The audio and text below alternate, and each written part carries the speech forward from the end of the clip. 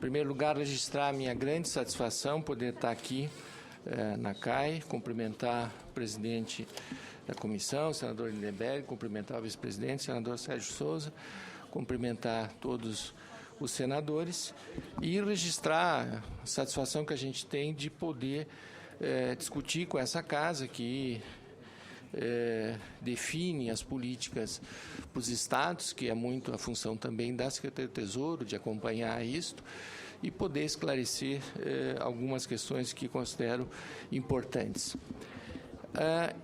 Nos termos do convite, eu dividi a apresentação em duas questões. Primeiro, falar um pouco do momento da economia brasileira e da situação fiscal que nós nos encontramos enquanto setor público como um todo, né? Inclusive porque isso é necessário para a compreensão da segunda parte, que é a nossa política para estados e municípios do ponto de vista de melhoria da sua capacidade de investimento e de financiamento. Gostaria de começar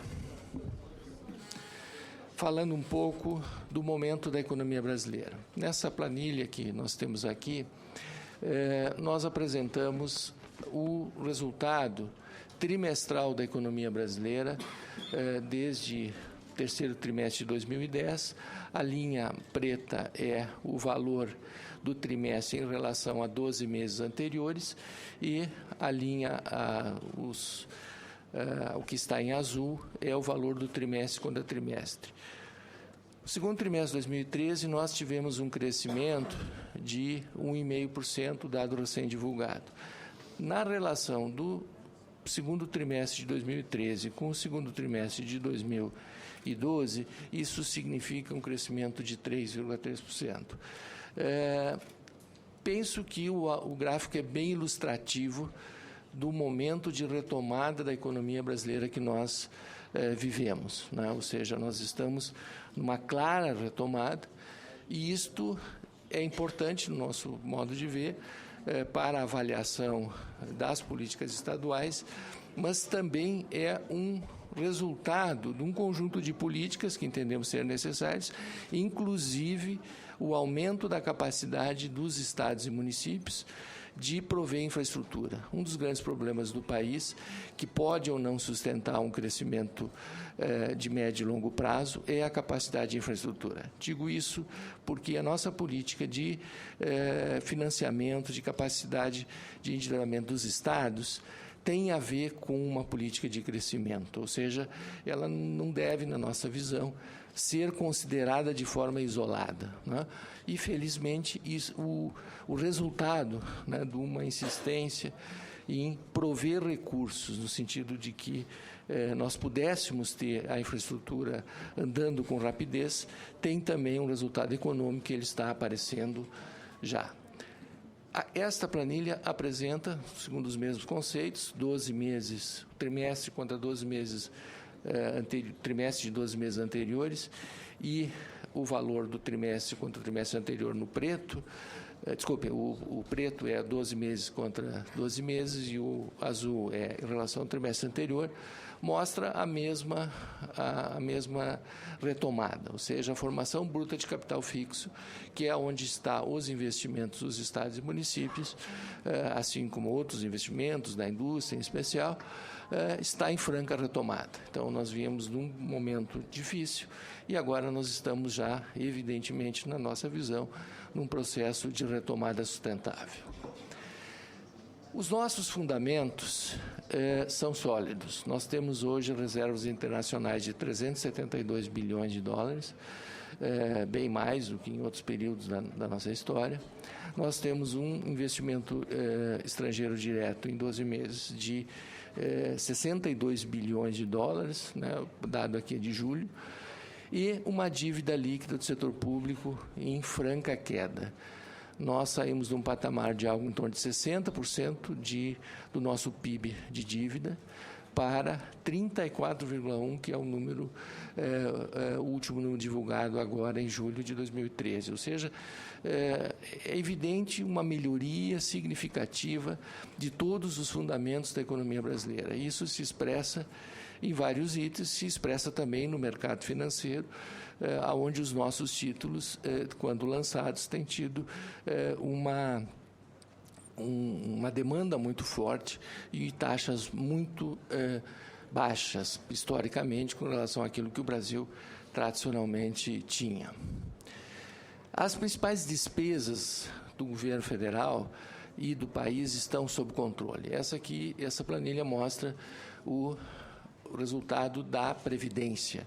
O déficit previdenciário brasileiro, que já foi de 1,8% do PIB em 2006, está em franca queda, baixa de 1% do PIB, e esta é uma tendência não só da Previdência, que é uma das nossas principais despesas, é também uma tendência da despesa de pessoal, que está sendo mantida em patamares equilibrados.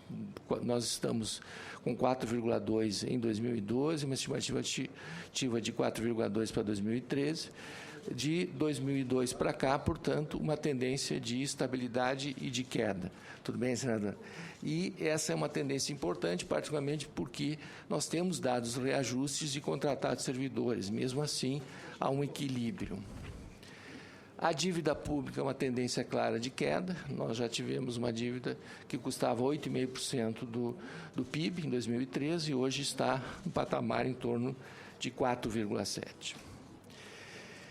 Esta planilha reproduz a dívida líquida. Ela cai de 60% para 34,1%, como eu já referi, e a dívida bruta. Então, mais recentemente, tem tido um debate mais forte sobre dívida bruta. Tá? Gostaria de deixar claro que a nossa dívida bruta está em patamares, na nossa visão, absolutamente equilibrados. Nós estamos com 59,4%, nós já tivemos em 2009 com 60,9%, e ela é decorrente de um conjunto de itens, inclusive decorrentes do aumento das nossas reservas internacionais. Como eu referi no início, nós temos hoje reservas internacionais muito significativas e elas têm uma contrapartida em títulos. Qual é essa contrapartida? São as chamadas operações compromissadas que o Banco Central lança para efeitos de enxugar aquela liquidez decorrente das reservas internacionais. Então, quando se diz que a dívida bruta é maior que a líquida, é normal que seja assim, é preciso também considerar que isso é uma notícia que tem um lado muito positivo, que é o fato de que as reservas estão em patamares muito positivos. E, evidentemente, que quando há situações de volatilidade internacional, como a que estamos, de alguma forma, nesse momento, isso ganha enorme importância. Então, a discussão sobre dívida bruta, o Brasil tem uma dívida bruta bem posicionada, se comparado com os países com melhor desempenho econômico do mundo, países Estados Unidos, países da Europa, a nossa dívida bruta é menor, e ela está estável, né? E numa circunstância em que as reservas estão aumentando. É normal que, uma vez que as reservas estão aumentando, a dívida bruta subisse. Ela não sobe porque a dívida líquida está caindo. Então, há um efeito positivo de melhoria fiscal, e esse efeito positivo de melhoria fiscal, ele se reflete na dívida líquida e também no fato de que, mesmo com reservas em franca ascensão, nós temos uma dívida bruta equilibrada. Há também um efeito decorrente das operações que o Tesouro faz com o Sistema Oficial de Crédito, com o BNDES, com a Caixa, Banco do Brasil, com os bancos oficiais, que são fundamentais, na nossa visão, para a restauração de um investimento, uma formação bruta de capital fixo mais forte no Brasil. Se nós não fizéssemos esse tipo de política, dificilmente nós teríamos a retomada que estamos tendo nesse momento, bem como um crescimento do investimento em relação ao PIB, que é necessária no Brasil. Então, é uma política de médio e longo prazo e que é absolutamente sustentável, como se demonstra aqui. Falar um pouquinho dos estados, que penso ser uma preocupação importante desta comissão e talvez objeto principal do convite à minha presença aqui. Primeiro, gostaria de registrar com um número bem expressivo que a situação fiscal dos estados vem melhorando significativamente ano a ano. Nós, em 2002, tínhamos uma dívida líquida em relação ao PIB de 17,5%, e hoje nós temos uma dívida líquida dos estados em relação ao PIB de 9,9%. Portanto, é uma melhora significativa do endividamento dos estados, né? Isso é uma notícia importante. Acho que a análise dos estados deve ser feita a partir da realidade de hoje e não da realidade de 10, 15 anos atrás, em que, de fato, o nível de endividamento era mais alto. Os governos municipais apresentam a mesma tendência, uma queda de 2,4% do PIB em 2002 para 1,8%. Né?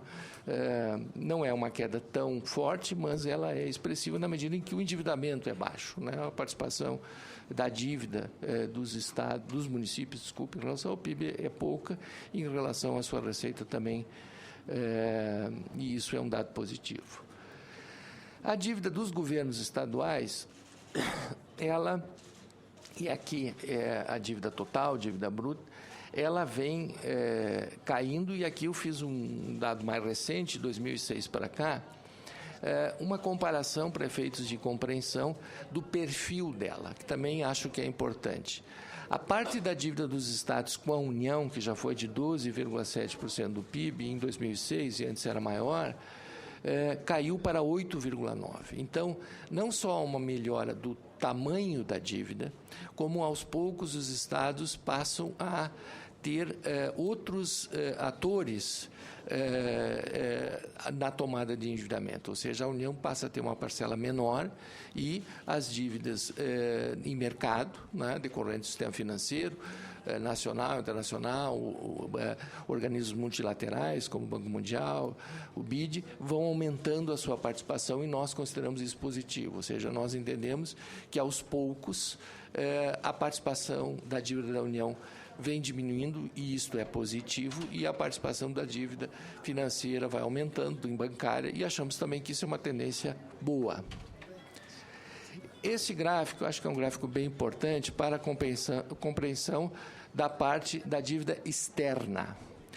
Primeiro, a dívida externa brasileira como um todo, ela não só caiu muito, como hoje nós temos um superávit, ou nós somos credores líquidos, como se diz tecnicamente, em relação à dívida externa. Ou seja, o Brasil hoje tem reservas maiores do que a sua dívida. Isso nem sempre foi assim. Em 2002, 2003, nós tínhamos uma dívida PIB líquida de 16% do PIB, e hoje ela é negativa, ou seja, hoje nós somos superavitários em 15% do PIB. A dívida dos estados, ela se mantém em patamares bem tranquilos, 1,1% do PIB é o último dado, e a dos governos municipais, 0,1% do PIB. Né? Elas tiveram uma pequena queda, depois subiram um pouco, e essa subida tem a ver com aquele outro gráfico, ou seja, há uma mudança no perfil. Né? Aos poucos, o governo federal deixa de ser o principal credor e passam a ter outros credores dentro de projetos de financiamento, de investimento, de crescimento da infraestrutura, principalmente dos estados. Aqui é uma outra leitura do mesmo dado, que mostra a dívida dos governos estaduais, a dívida bruta, em relação à receita líquida real, que é um dos critérios importantes de análise. Ela cai de 2,3% da receita dos estados em 2003 para 1,3%. Ou seja, hoje, em relação à receita líquida real, que é um dos critérios de receita, nós tivemos uma queda bem expressiva, né, e numa tendência muito favorável. Aqui nós temos esse mesmo dado por região, que mostra que todas as regiões do país, em todas as regiões, há esse efeito de queda. Né? Na região sudeste, de 2,9 para 2, na região sul, de 2,5 para 1,4, na região centro-oeste, de 2,1 para 0,8, na região norte, de 0,8 para 0,4, e na região nordeste, de 1,6 para 0,6, ou seja, uma tendência muito positiva em todas as regiões do Brasil. Esse aqui é um outro critério também usado para efeitos de análise, né, previsto na nossa legislação, que é a dívida consolidada líquida em relação à receita corrente líquida. Aqui é um outro critério, a dívida consolidada aqui ela é líquida, ou seja, ela inclui as disponibilidades do ente federativo, e aqui e a receita é a receita corrente líquida, é uma receita um pouco maior do que a receita líquida real em termos de conceito, né? Ela cai de 2% para 1%. De 1% não, desculpe, de 2%, né, para 1%, ou seja, o total da dívida consolidada líquida é hoje igual à receita de um ano dos estados. Então, antes era o dobro, né? Caiu de 2 para 1. Então, aqui, evidentemente, que é um dado muito positivo na nossa visão. Aqui nós temos a análise por estado. Vou tentar demonstrar para vocês que em todos os estados da federação, a dívida consolidada líquida em relação à receita corrente líquida cai, em todos. Roraima cai de algo um pouco acima de 1,3 para 0,4, Acre cai para 0,5, já foi acima de algo em torno de 0,9, e assim sucessivamente. Amazonas, Pará, Tocantins, Amapá, Roraima, esses são os estados da região norte. Em todos eles, nós temos aqui a relação e se mostra uma queda. Região nordeste, uma queda expressiva em todos os estados, estado de Alagoas, uma queda expressiva, Bahia, uma queda expressiva, Piauí é um dos estados que não mais tem 9496, ou seja, o Piauí já quitou a sua dívida com a União, a dívida 9496. Portanto, é um dos estados que já não tem essa circunstância. Também na região nordeste, o Rio Grande do Norte já quitou totalmente a 9496, a sua dívida com a União. Ou seja, há um processo no qual os entes federados vão diminuindo o seu endividamento com a União e vão substituindo isso por dívida financeira bancária, o que, na nossa visão, é positivo, né? Estão indo em direção ao mercado, que é a situação normal. E em todos eles também há uma queda. A região sudeste, todos os estados mostram uma queda da dívida consolidada líquida em relação à receita corrente líquida, né? Alguns uma queda mais forte, dos estados maiores, e são aqueles estados que historicamente tiveram uma dívida maior, é o caso de Minas Gerais, Rio de Janeiro, São Paulo, na região sul também o Rio Grande do Sul, mas todos eles foram melhorando, e é normal que a queda aqui seja um pouco mais lenta, porque o volume dessas dívidas é alto em relação à receita dos estados, mas todos eles apresentam essa tendência.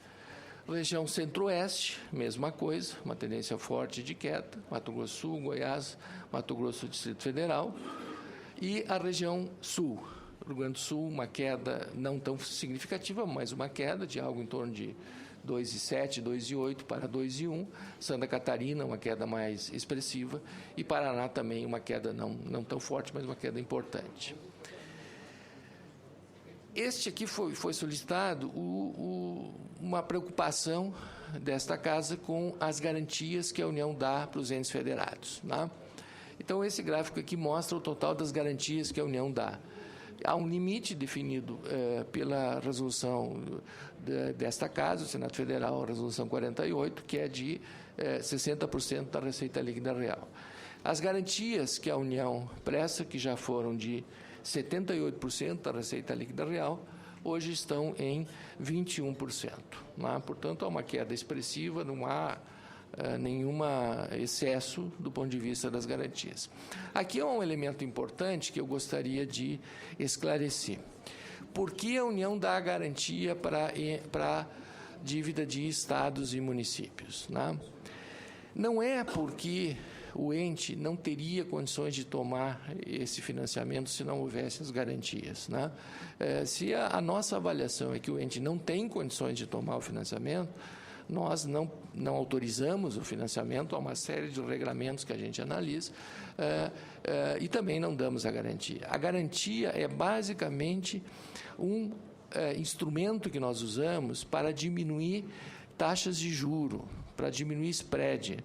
Nós não achamos que seja correto que os entes federados tenham que pagar taxas muito expressivas para o sistema financeiro. Então, a garantia da União reduz substancialmente essas taxas. Este é o motivo principal pelo qual nós temos uma política de dar garantias para os entes federados. Por quê? Porque com a garantia da União, a taxa que é cobrada desse ente federado, e são financiamentos para investimento, são financiamentos... Tudo bem, Sandro? São financiamentos de médio e longo prazo, ou seja, financiamentos em que as populações dos estados vão pagar ao longo de um período grande. Quanto menor a taxa, melhor para a capacidade de investimento de longo prazo dos entes federados, dos estados principalmente. Então, nós temos sim uma política de dar essas garantias, porque isso é fundamental para que as taxas sejam baixas. Isto vale para os organismos multilaterais, isto vale para o crédito externo e também para muitas operações de crédito interno. Então, nós temos e entendemos que há uma total tranquilidade, porque o limite está bem abaixo o volume está bem abaixo do limite, e também porque há uma facilidade muito grande, caso haja alguma inadimplência, de retenção pela União de repasses para os entes federados. Então, é um sistema que, na nossa opinião, está bem. Ele significa uma situação fiscal sólida para o país e também taxas menores, que contribui em muito para a situação favorável dos entes federados no médio e longo prazo. Eu já tive a oportunidade de colocar para vocês que, aos poucos, a dívida deixará de ser dívida com a União e passará a ser dívida com o sistema financeiro. Portanto, um elemento fiscal de grande importância é quais as taxas desse endividamento. E nós nos preocupamos muito com isso, razão pela qual temos uma política firme de prover garantias.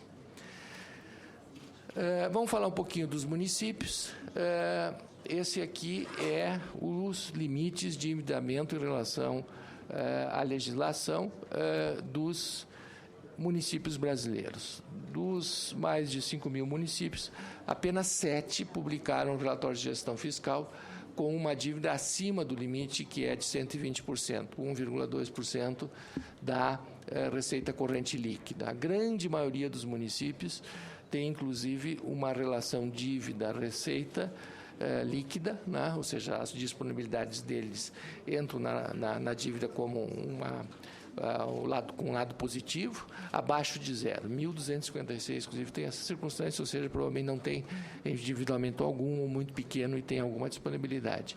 Então, uma situação muito favorável do ponto de vista da solidez dos entes federados, um número muito pequeno de municípios acima do limite, portanto, não tendo possibilidade de tomar novos financiamentos. Aqui, esta é um ponto importante, que é se, principalmente a 9496, que é a legislação que tratou da renegociação com os estados, ela, historicamente, foi uma relação equilibrada ou não entre a União e os entes federados. O valor dos subsídios que a União deu neste processo da dívida 9496 é muito grande. Não é verdadeiro que, mesmo com taxas que hoje são, em relação ao mercado, altas, que se tenha tido uma vantagem da União em relação aos entes federados, né? Aqui é uma comparação por região dos valores que foram dados como subsídio inicialmente na renegociação, os valores acumulados ao longo do período, ou seja, a diferença entre o valor que foi refinanciado, o custo dele baseado na Selic e o custo contratual deles. Hoje, IGP mais 6, por exemplo, está acima da Selic, mas no passado não estava, né? No passado estava muito abaixo. Então, isso tudo, à época, a União suportou e hoje é uma situação nova e diferente. O subsídio total é 223 bilhões ao longo desta desse período, é um período longo, né? De mais de 15 anos, em que essas dívidas estão sendo trabalhadas pelos estados, fazendo seus pagamentos. Não é verdadeiro que os estados paguem a dívida e ela só aumenta. Eu demonstrei que a dívida como um todo caiu e a dívida com a União em especial vem caindo, né? E mais do que isso, nós temos aqui no Congresso uma proposta de mudança do indexador, que sempre foi uma reivindicação dos estados, e a partir do momento em que se verificou claramente que o critério de indexação que nós vimos usando é hoje superior ao do mercado, né, nós passamos a propor ao Congresso Nacional, e está tramitando desde o início do ano, aqui um projeto que limita esta variação à taxa Selic, né, passa